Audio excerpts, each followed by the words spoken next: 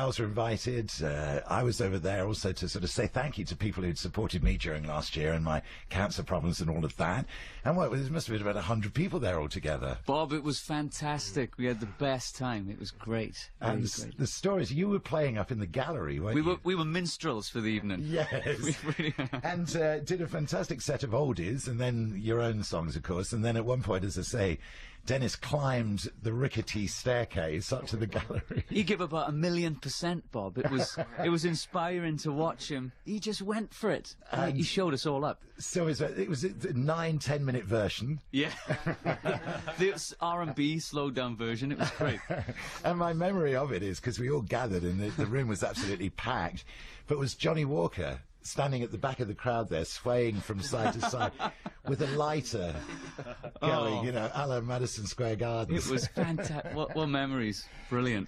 It's so good to see you all here, and to sort of, to introduce you from left to right as I look. Andy. Hi, Bob. Hi, Andy. Steve. Howdy. Rob. Evening. And Di. Hello. Hello. We got loads and loads to talk about. We're just getting a sound balance at the moment. I'm going to play you an album track while we're doing that, and that comes up after this. They recorded a host of classic songs that are woven into the fabric of pop. Frankie Valli is a very, very young guy around our neighborhood. And we always kidded around with him because he had this little high falsetto voice. One of the few American groups to withstand the Beatles-led British invasion. The whole group of songs that the Four Seasons recorded is an incredible wealth of great pop music. And then storming the charts again in a second coming in the 1970s. That had some pretty interesting metamorphoses from where they started to where they went to. And now, thanks to a new West End musical, their story is as much a 21st century phenomenon as it was a 60s sensation. Join me, Paul Sexton, for Jersey Beat, the Four Seasons story, starting this Wednesday night at 11, here on BBC Radio 2.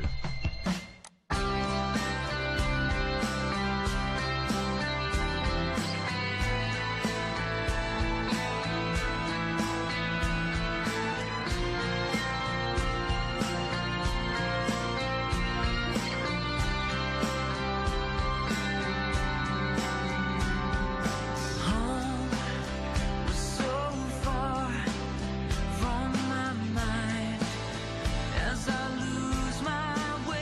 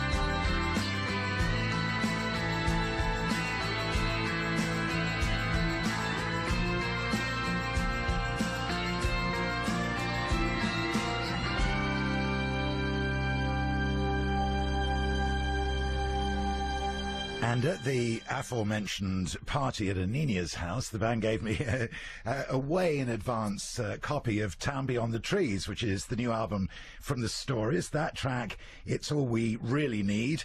And, you know, one of the things I love about that track is the Unchained Melody style guitar solo in the middle. Oh, it's such a beautiful figure. That, isn't it? And so many people have used that through, you know, Stand By Me by John Lennon. There's a very good, you know. We got all this reference. We borrowed a lot of stuff. What can we say, Bob? We aren't going to lie to you. We borrowed a lot of stuff. We'll probably end up in prison one day, but we've had fun along the way. Absolutely. Listen, before we talk, let's hear a live song. What's the first one going to be? We're going to play the first single, which is Long Hard Road. Okay. This is The Stories here on Radio 2.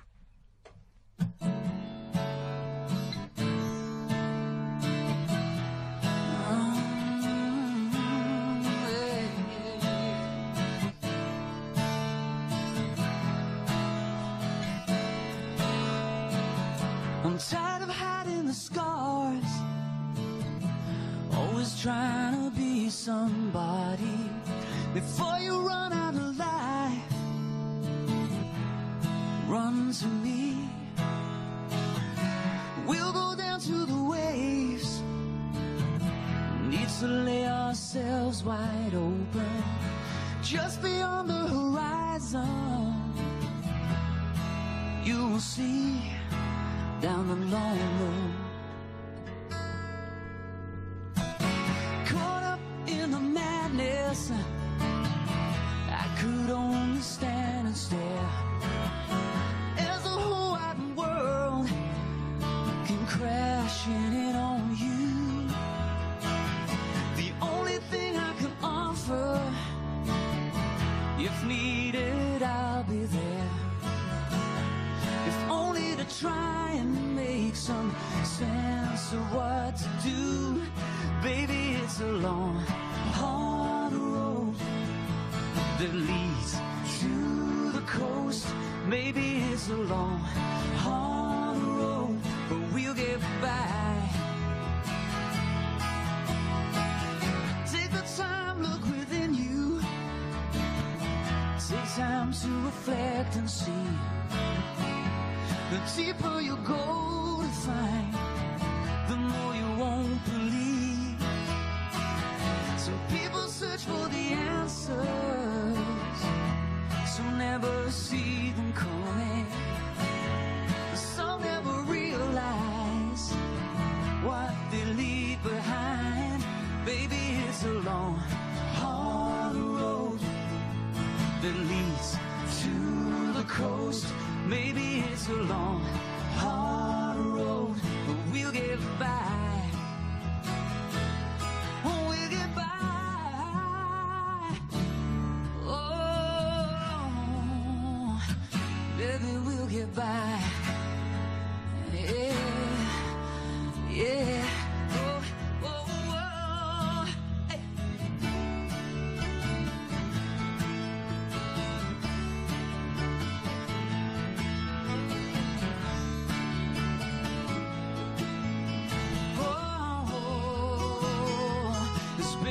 It's a long, hard road that leads to the coast.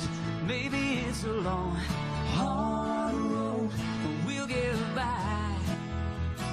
Oh, baby, it's a long, hard road that leads to the coast. Maybe it's a long, hard road, but we'll get by.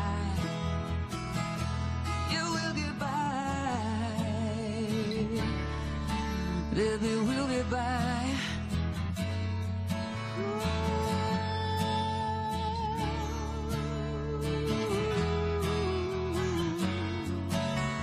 Oh, I'm trying to be somebody. I'm not afraid to wear the scars. Before you run out of life now, baby. Before you run out of life now, baby.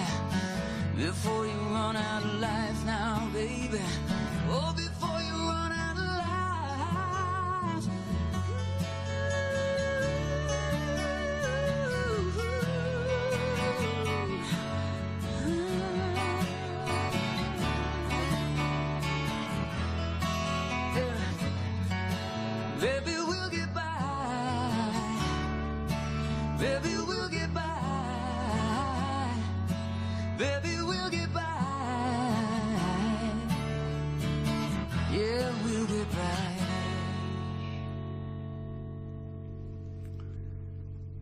Yeah.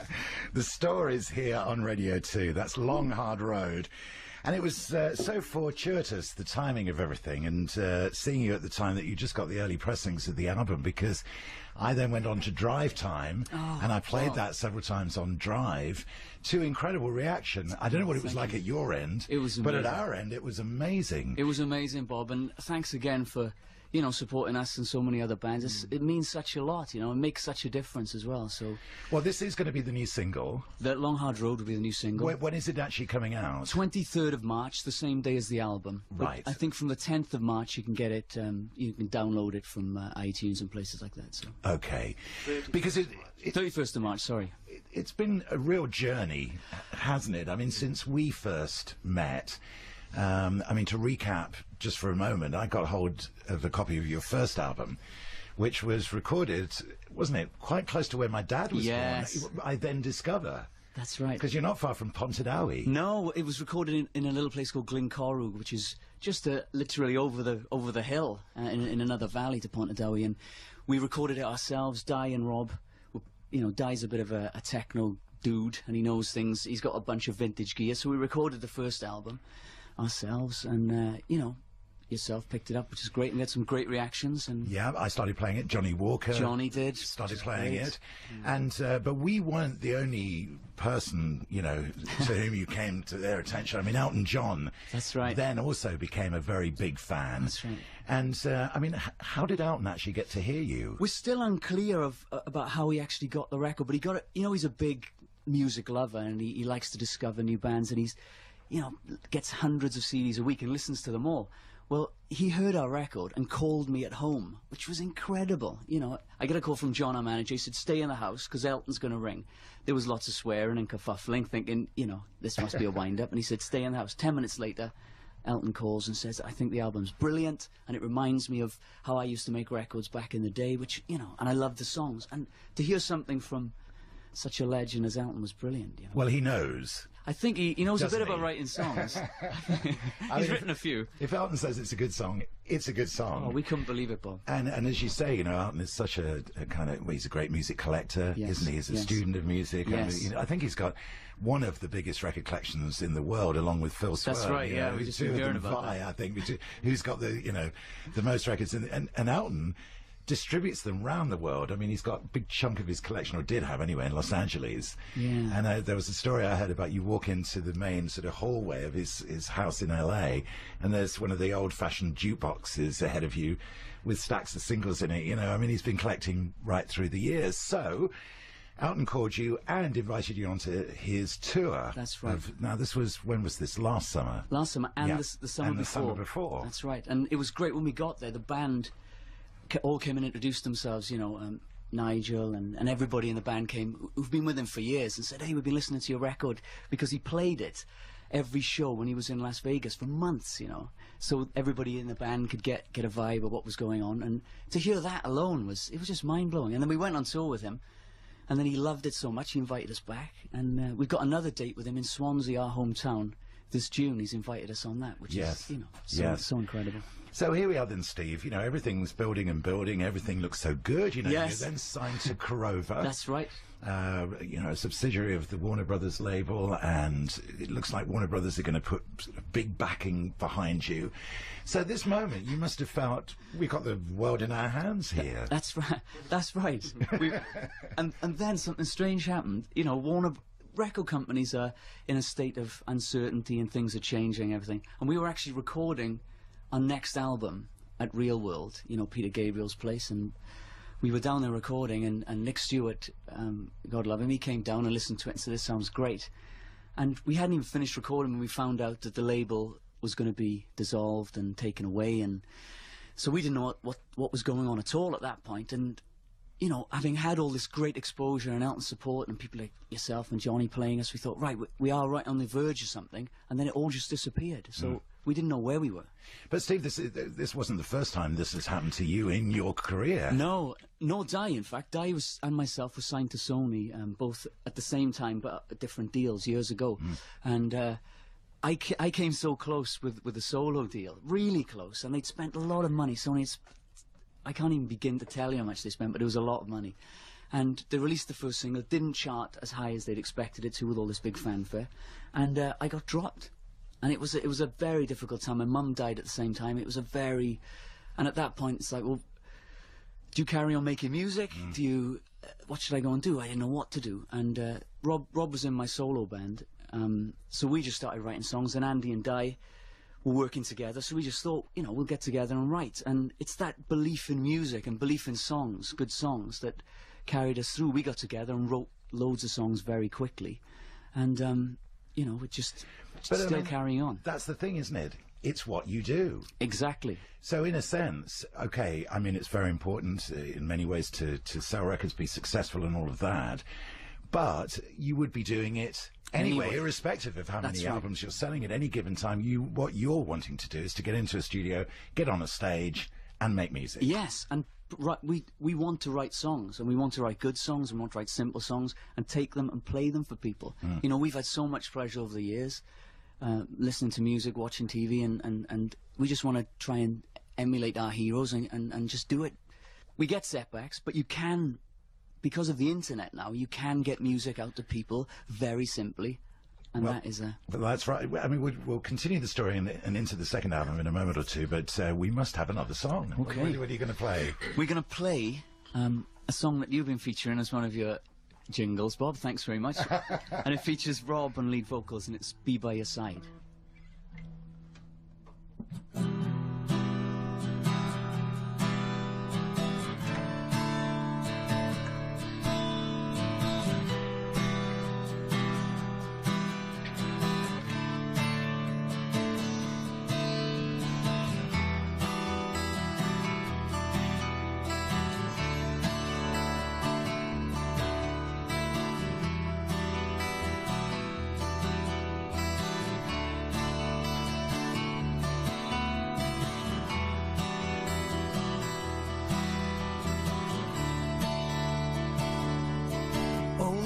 Save me, only you can save me from the storm, hiding in the shadow,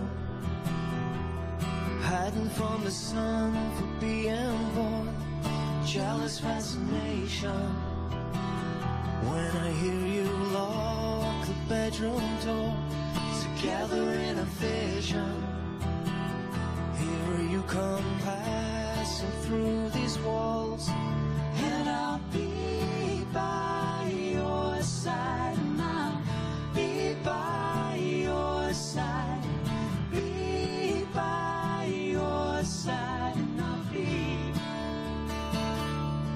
This is only natural, in the way that I should want you to.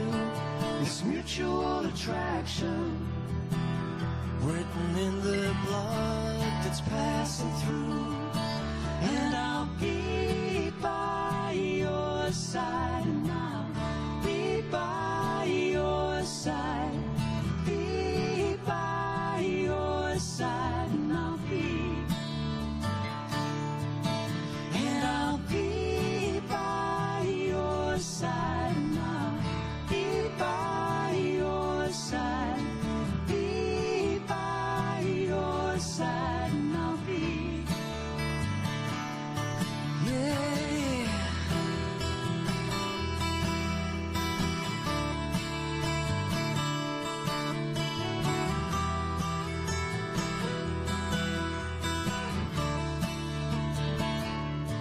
When the leaves are falling, he'll be locked in someone else's room, but you'll never be empty, 'cause I will be inside of you, and I'll be by your side, and I'll be by your side, be by your side, and I'll be, and I'll be by your side, and I'll be by your side. Side, and I'll be,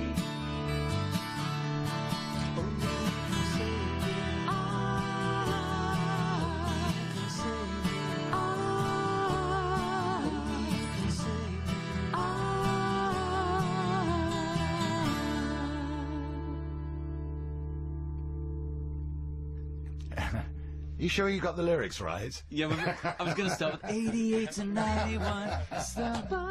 We were going to do it, but we were worried in case Rob forgot the words.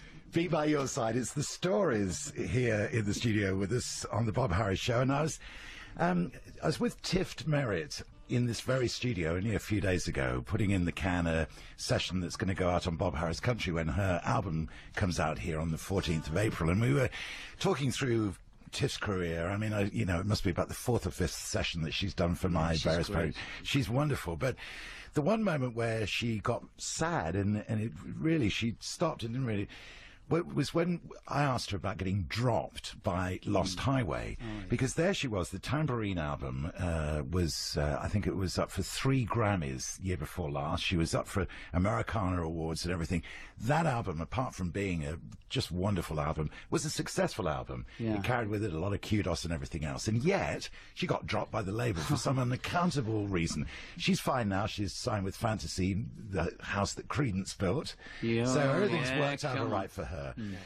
But there's no accounting, is there, for the vagaries of what's going to happen? No. You can't predict it at all. However good things appear to be at any given moment, and just to track back to what we were saying about the situation with the Stories, there you were on tour with Elton, on Corova, getting radio plays. Everything looks really, really set.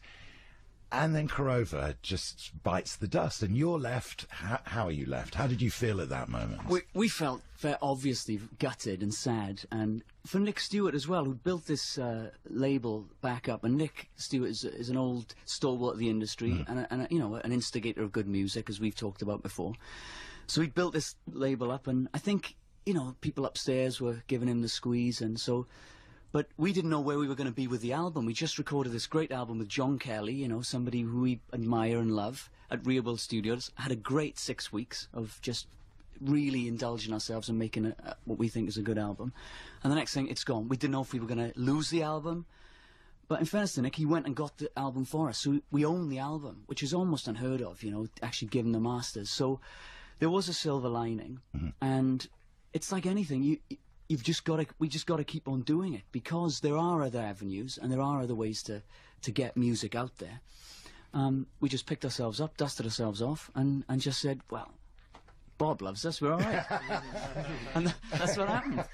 And here we are. Was there a moment, though, Steve, when all of you may have thought, hang on a minute, we've been battling on for a long time here now. Is it all worth it? We constantly have those worries, Bob, I think, and anybody in music. I read a quote the other day: if you're in the music industry, you've got to love music, because you probably won't make money out of it.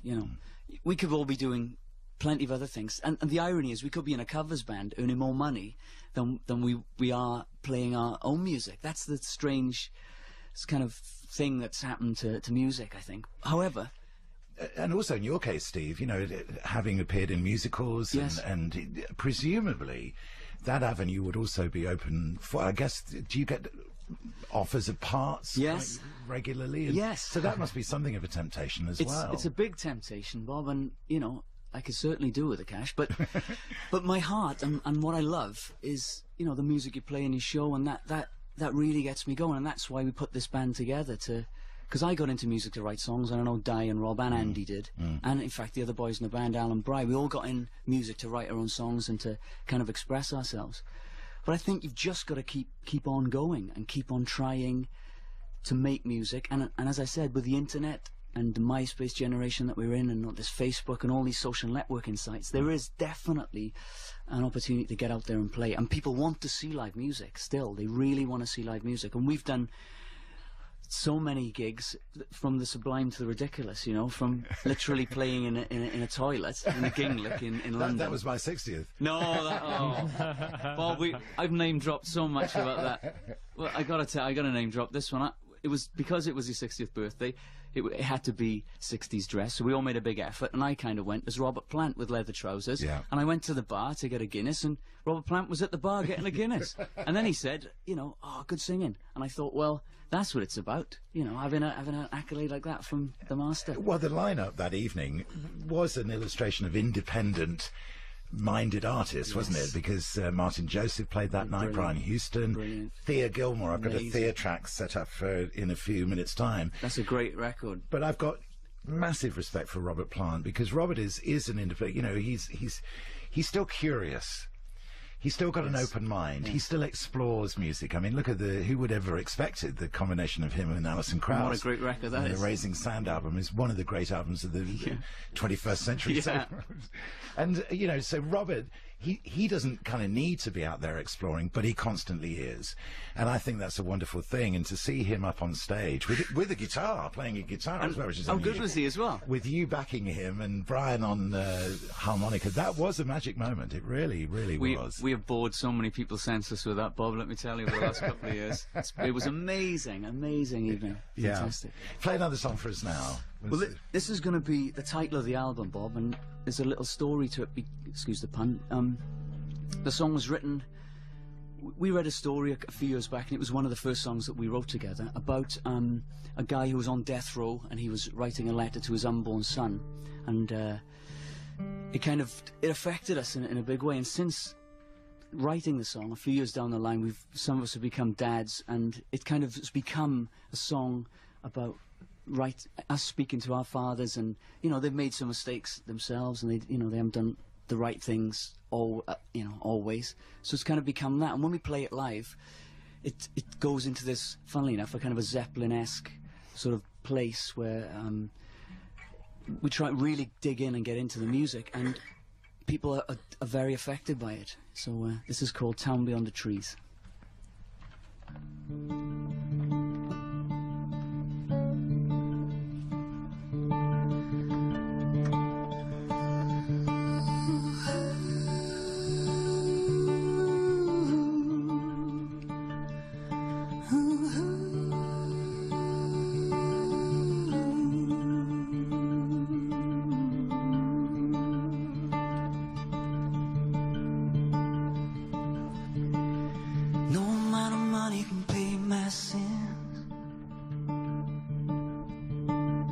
Daddy's so sorry for the state he's in.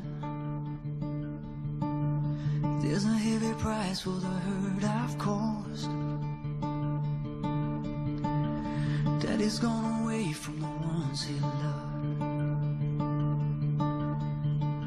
I wonder who you'll be when you've grown. I hope you have my eyes but not my soul. Would you even wanna know my name? Don't fear the blood, 'cause we're not the same.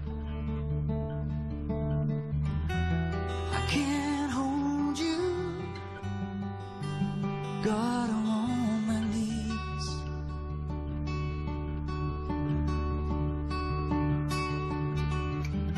I wish I'd known you. My heart is on my sleeve.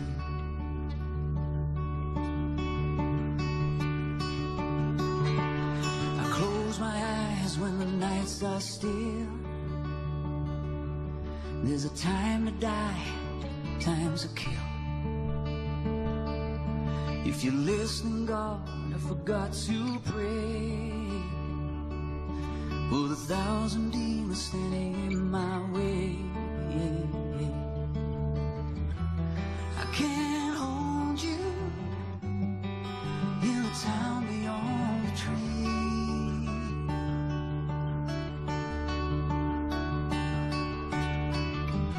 I wish I'd known you, but there is no release, no.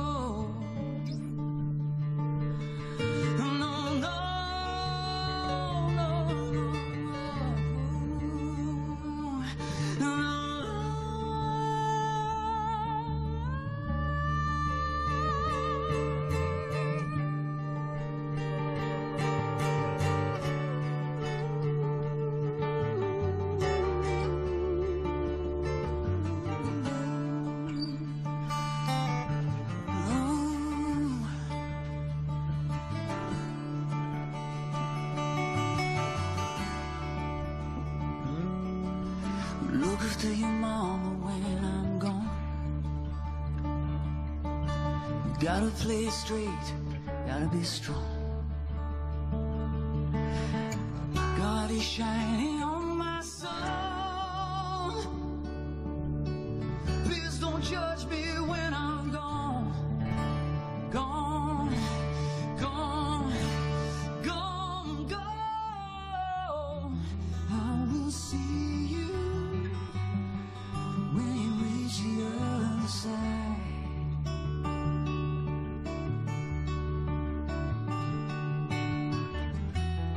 I adore you. Love will never die. Love will never die, no. I will see you in the town beyond the trees.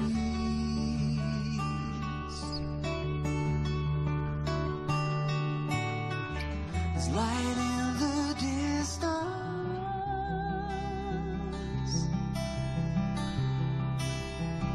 I shall be released.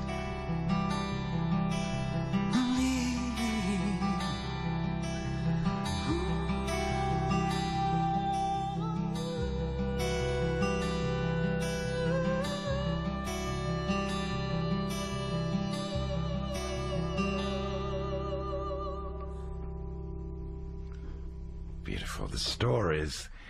That's going to be the title song from the new album, Town Beyond the Trees. And if you need further details, the Stories website, spelt with a Y, by the way, is www.thestories.co.uk.